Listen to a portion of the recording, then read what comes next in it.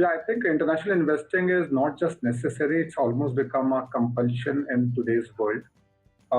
If I would do as a flashback, maybe go back 15 years ago or so, international investing was about investing into companies which are very large, maybe very large in their own countries or maybe operating in two, three other countries as well. But these days, you have truly global companies as well.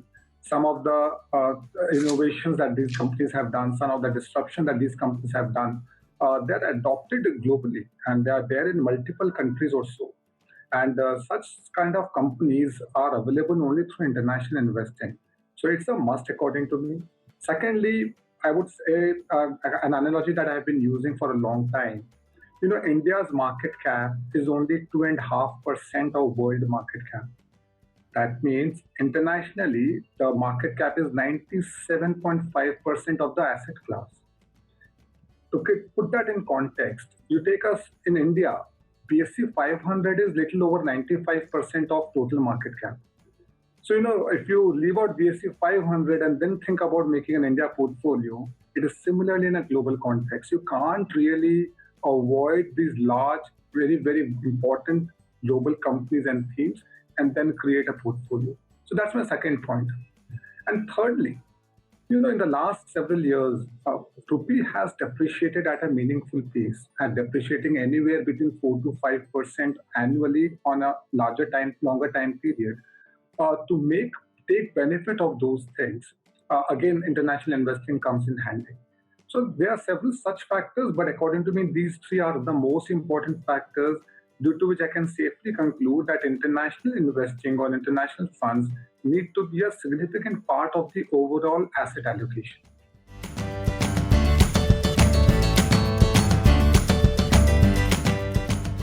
We all believe that ultimate success is an outcome of the asset allocation strategy. I would say that on an average, within the equity allocation, international investing should be around 10% of the total equity allocation.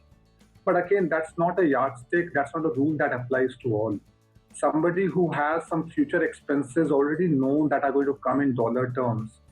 For example, the most common of them in today's world would be planning to send your children abroad for studies. So you can actually plan out as to how many years later that expenditure will come and for approximately how much would be that expenditure. I would say that if you have a future liability in dollar terms or maybe external currency terms, that part of planning should be done through international funds only. Other than that, 10% of equity investing for diversification purpose in international funds is good enough.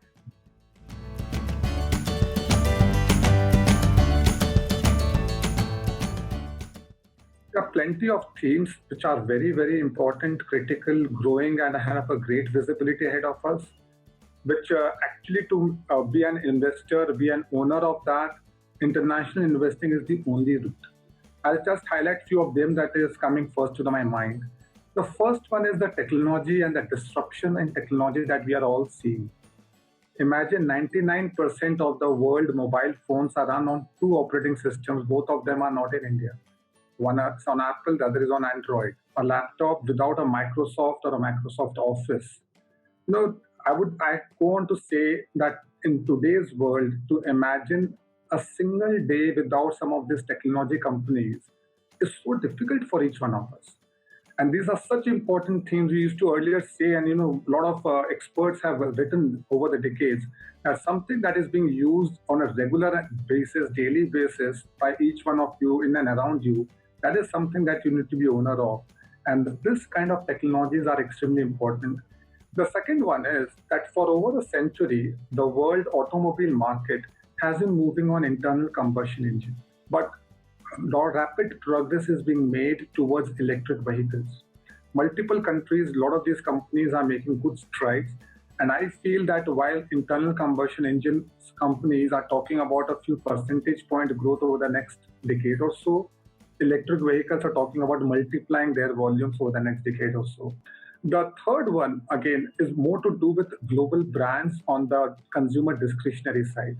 So it's a matter of fact that younger population is having more personal disposable income in front of them. And when you have personal disposable income which is rising, and especially the developed world is more on a higher per capita income bracket as well. A lot of these global brands have appeal all over the world, not just in the country in which they originate and which they operate. And I think it's high time we become owners of the things that we're using. So, that being a consumer, rather own a part of that company, and that again comes in handy, comes in easy via international investing.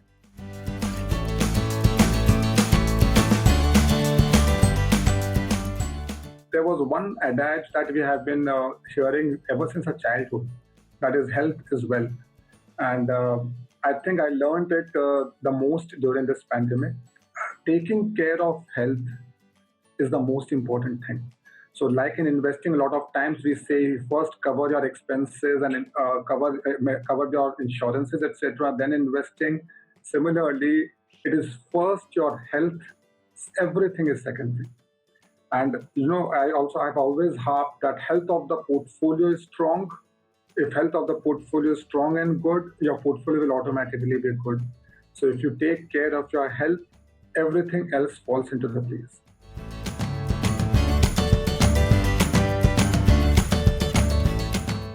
I'm a firm believer. The way I look at investing, the way I look at business. In India, if we put our money in a savings bank account, it gives me 3.5%, 4%. That means one thing is for sure, as an investor, suppose I am not a fancy investor, nobody. To earn 3.5%, 4%, I have to do nothing. I have to just put the money in my savings bank account, I will get that money.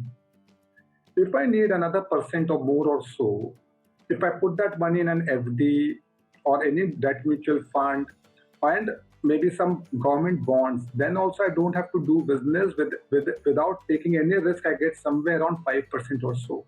That's the general thing. But imagine in India, typically when a business is done, the cost of capital, debt, and equity combined on an average is around 10-12%. That is the cost of capital. Until and unless that business earns more than that cost of capital, that business is unlikely to be too profitable or to create any kind of wealth to the shareholders. Now imagine, suppose a company can earn more than 20% return on that capital.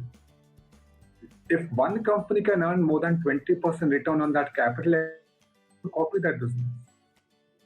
Despite everybody wanting to copy that business, if that business is able to do this year after year, keep on generating a return on capital which is much more than the cost of capital, that means that that company has some very, very important, strong competitive advantages.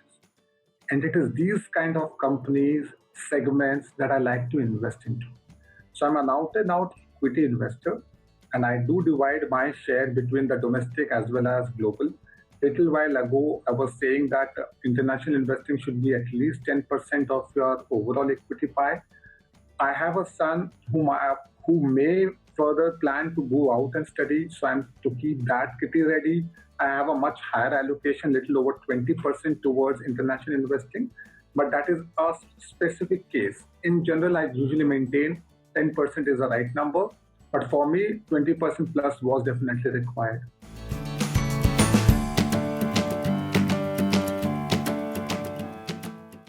It could be plenty of things, but I think when I started off my career, I was more associated on the academic side of the world, and having authored a few books on financial management, having taught several students for CA and CFA.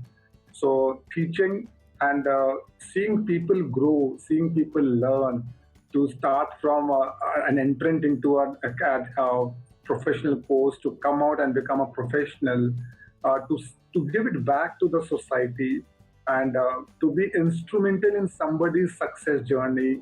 These things, I think, they're unparalleled.